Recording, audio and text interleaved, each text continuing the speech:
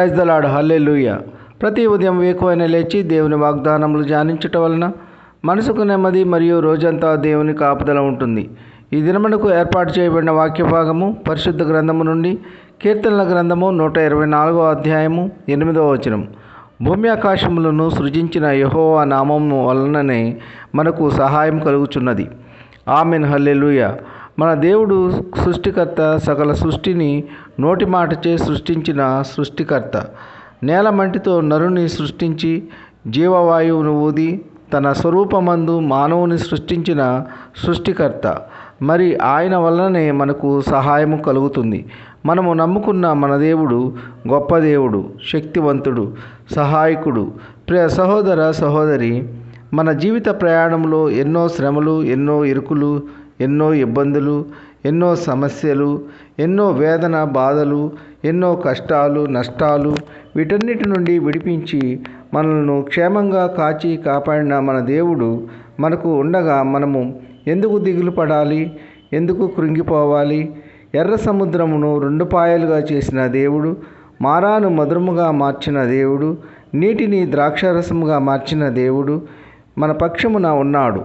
ఆయన సహాయము వలననే మనము ఇంతవరకు సజీవముగా ఆరోగ్యంగా ఉన్నాము. మనుషులను నమ్ముకొనుట కంటే యెహోవాను ఆశ్రయించుట మేలు అని వాక్యము ద్వారా సెలవిచ్చి ఉన్నారు. ప్రియ సహోదర సహోదరి, మన వేదన బాధల్లో, మన యొక్క ఆర్థిక ఇబ్బందులలో దేవుడు మనకు సహాయకుడుగా ఉంటారు. అన్నదమ్ములు కానీ, బంధుమిత్రులు కానీ, సాటివారు కానీ, స్నేహితులు కానీ మనకు కష్టం వచ్చినప్పుడు, నష్టము వచ్చినప్పుడు, ఇబ్బందులు ఎదురైనప్పుడు ఎవరు మనకు సహాయము చేయరు.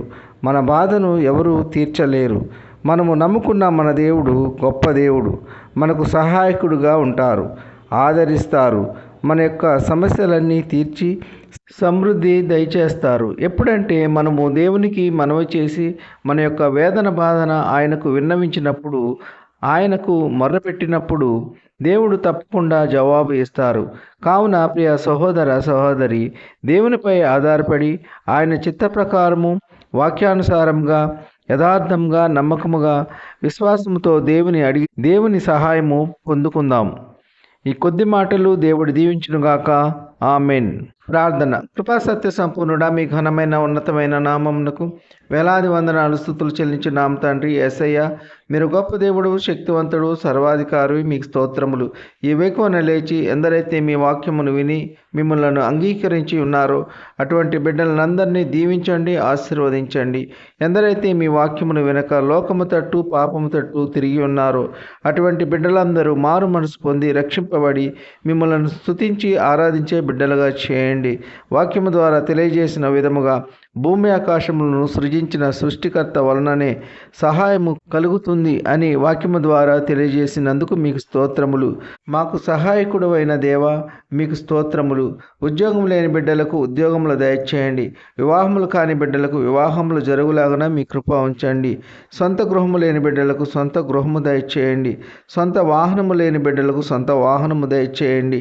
గర్భఫలము లేని బిడ్డలకు గర్భఫలము దయచేయండి. గర్భిణీ స్త్రీలకు సుఖమైన ప్రసవ దినాలు దయచేయండి. కన్నీటిలో ఉన్న బిడ్డల యొక్క కన్నీరు నాట్యముగా మారులాగున మీ కృప ఉంచండి. దుఃఖములో ఉన్న బిడ్డలను ఓదార్చండి. వారు కోల్పోయినవన్నీ తిరిగి పొందుకునేలా మీ కృప ఉంచండి. వృద్ధులను కాపాడండి. వృద్ధాప్యంలో ఎటువంటి మనోవ్యాధులకు గురి కాకుండా మీ కృప ఉంచండి. వికలాంగులను కాపాడండి. వారికి సాటి అయిన సహాయకులను నియమించండి. దిక్కులేని వారిని, దీనులను, అనాథులను, బీదలను కాపాడండి. వారికి కావలసిన ఆర్థిక వనరులు దయచేయండి. ఉద్యోగస్తులను, వ్యాపారస్తులను, కూలి పని వారిని కాపాడండి. వారు చేయుచున్న పనుల్లో, రాకపోకల్లో కాపాడండి.